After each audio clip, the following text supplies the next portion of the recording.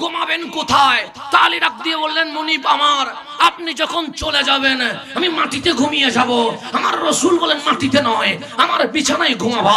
শিক্ষকের বিছানায় ছাত্র কখনো ঘুমাইতে পারে না, মুর্শিদের বিছানায় মুরিদ কখনো ঘুমাইতে পারে না। কিন্তু কামলিওয়ালা বললেন, আলী আমার বিছানায় ঘুমাইতে হবে। আলী বললেন, ইয়া রাসূলুল্লাহ, জীবনে কেন জিজ্ঞেস করি নাই, কিন্তু এত বড় বেয়াদবি কেমনে করি?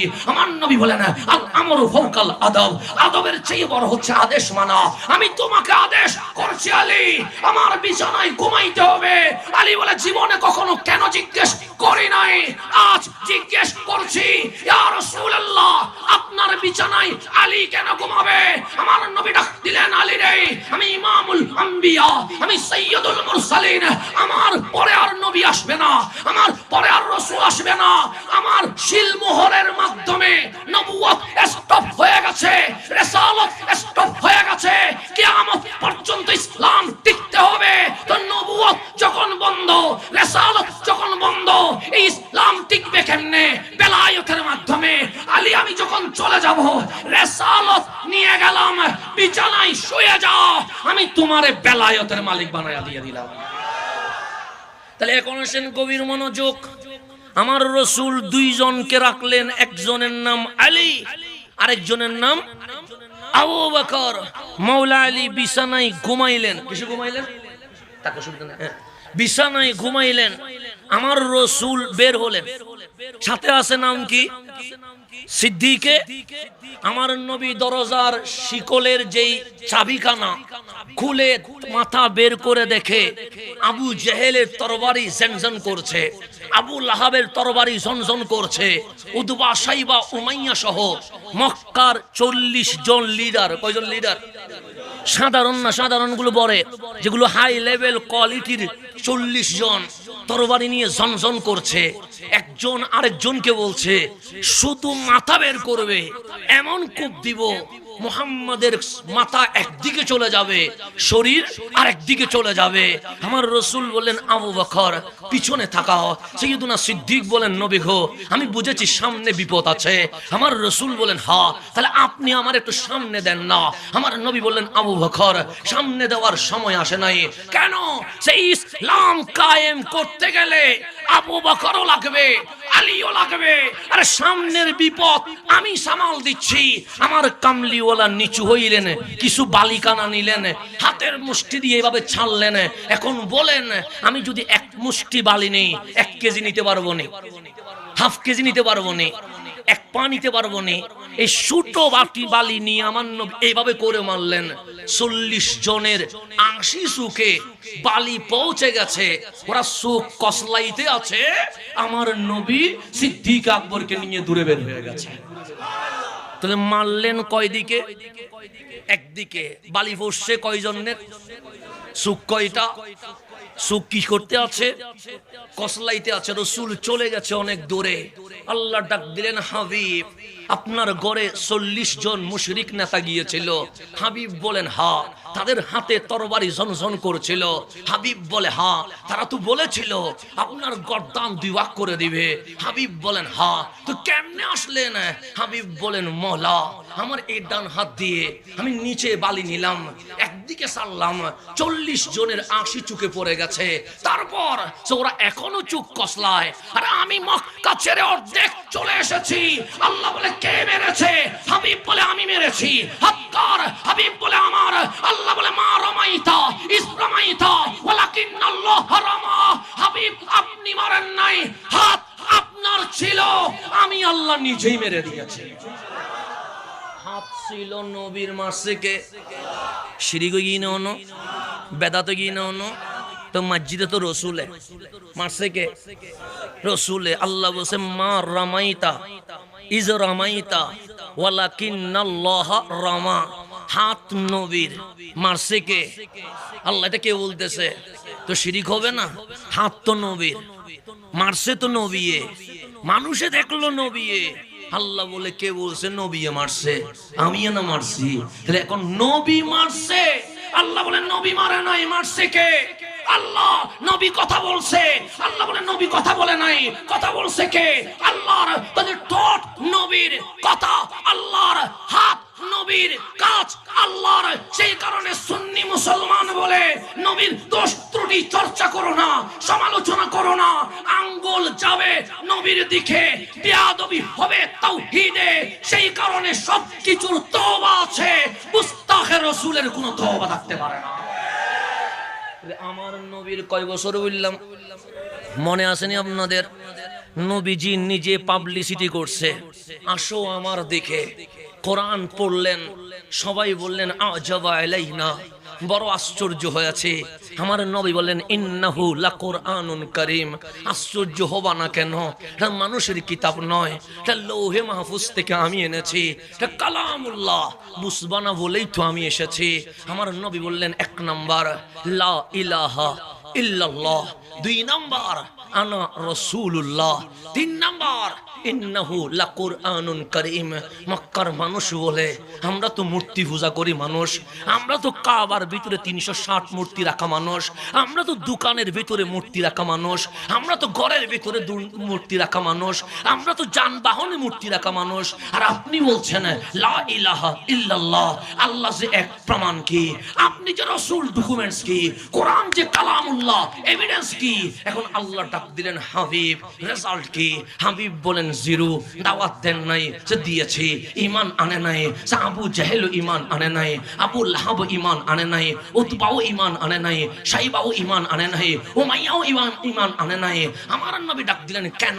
যে তারা বলছে আল্লাহ এক, প্রমাণ কি? আমি রাসূল, দলিল কি? কোরআন যে কালামুল্লাহ, ডকুমেন্টস কি?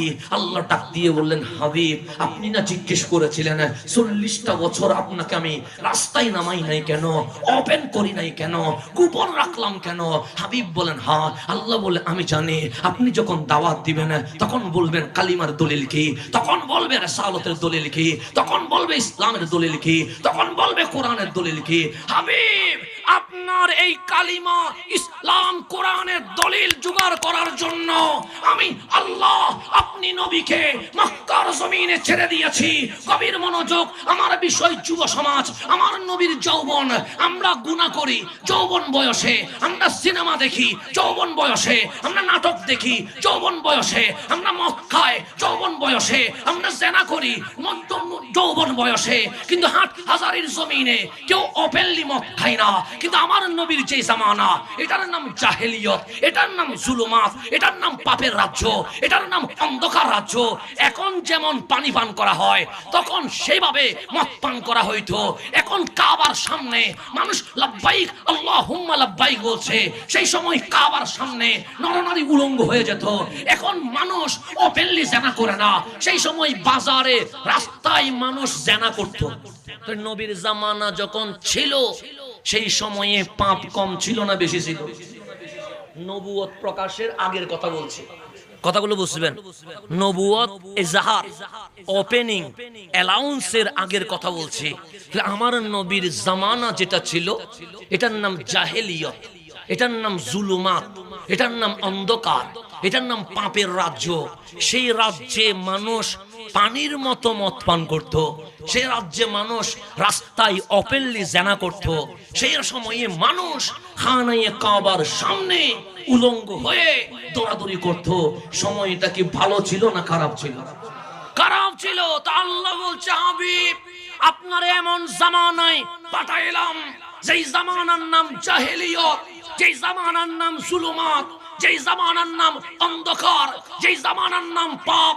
সেই পাপের সময়ে পাপ করে নাই এমন কোন বান্দা নাই, মদ খায় নাই এমন কোন বান্দা নাই, জেনা করে নাই এমন কোন পাপী নাই, মূর্তি পূজা করে নাই এমন কোন মানুষ নাই।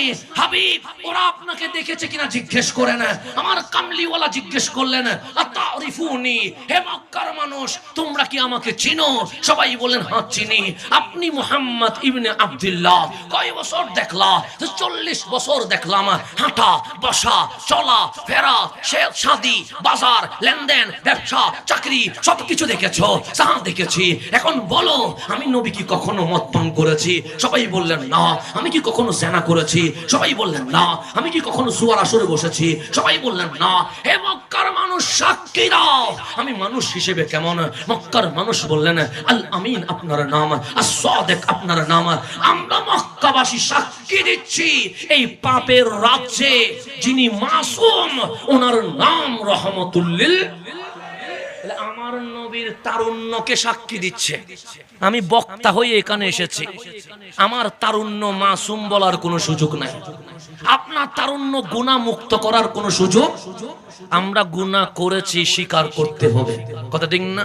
কিন্তু আমার নবীর তারুণ্যকে মক্কার মানুষ বলছে আল আমিন, as-সাদিক, আল মাসুম। আল্লাহ বলেন হাবিব মক্কার মানুষ কি বলছে? হাবিব বলেন মক্কার মানুষ বলছে আমাকে 40 বছর দেখেছে, আমার তারুণ্য দেখেছে, আমার যৌবন দেখেছে। তো তাদের কমেন্টস কি? তারা বলছে আল আমিন, তারা বলছে as-সাদিক, তারা বলছে আল মাসুম। আল্লাহ বলে হাবিব তারা কি যেন চেয়েছিল, যে তাওহীদের দলিল, রিসালাতের দলিল, কোরআনের দলিল। হাবিব আপনি বলেন লাকাদ লাবিস্তু ফীকুম উমরা, মা আমেনার ঘর থেকে গারে হেরা তাক 40 বছর এই মক্কার জমিনে হাঁটা চলা ফেরা বসা ব্যবসা লেনদেন, এই 40 বছরে আপনি দোষ করেন নাই, 40 বছরে আপনি গুনাহ করেন নাই, 40 বছরে আপনি অপরাধ করেন নাই। আপনি গুনাহ মুক্ত হওয়া, মাসুম হওয়া, নিষ্পাপ হওয়া আমি আল্লাহ কোরআন ইসলাম কালিমার দলিল বানিয়ে দিয়েছি। নবীর যৌবন ইসলামের। সেজন্য আমার অনেক ভাই ওনারা বলেন 40 থেকে 63 মানি।